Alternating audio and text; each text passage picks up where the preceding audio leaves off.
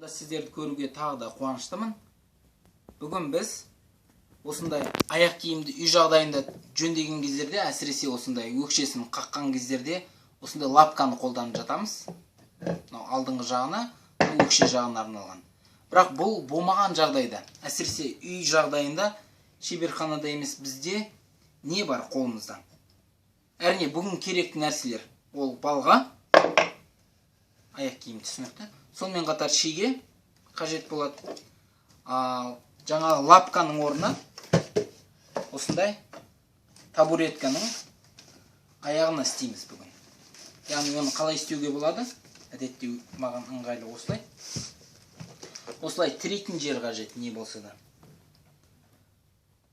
Осыған тіреп, кілеге отырғызғандықтан жабысып жатыр. 5-6 шеге қажет болады. Қалай істеуге болады оны келесі бір видеоларда мен сіздерге көрсететін боламын, қалай қағуға болатындығын. Ал бүгін осы табуретканың астымен ақ қалай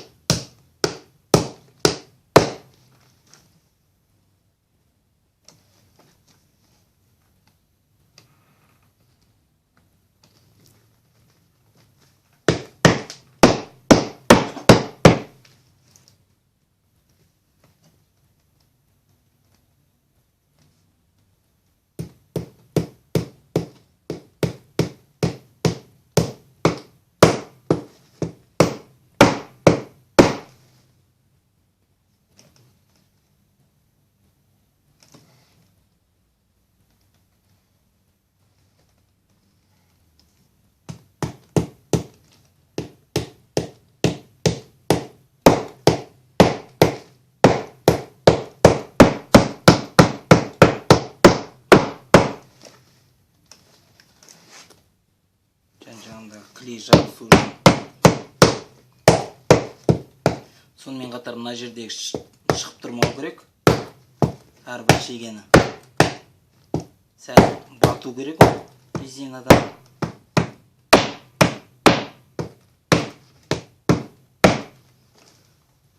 Сонымен шет-шетін көріп тұрған шығарсыздар, қағылды. Жақ шеті барлық жер қағылды. Ненің арқасында осындай үй жағдайында осындай табуретканың үстіне қойып қақтық. Тура осылай екіншісінде қақ қойған болатын мен жаңа. Сонымен көргенде сәл кішкене ішіне қарай кіргізіп қағамыз. Міне осылай үй жағдайында лапкасыз осылай қағуға болады. Жазылыңыздар біздің каналға. Өздеріңіздің бағаларыңызды беріп, бармақтарыңызды былай қойып жатсаңыздар болады, былай қойып жатсаңыздар болады. Сонымен қатар өздеріңіздің пікірлеріңізді жазсаңыздар. Болашақта тағы да осындай видеолар түсіп тұрады, сол себепті жазылыңыздар, басқа туыстарыңызбен, достарыңызбен, таныстарыңызбен бөлісіңіздер осы видеомен. Жақсы, сау болыңыздар.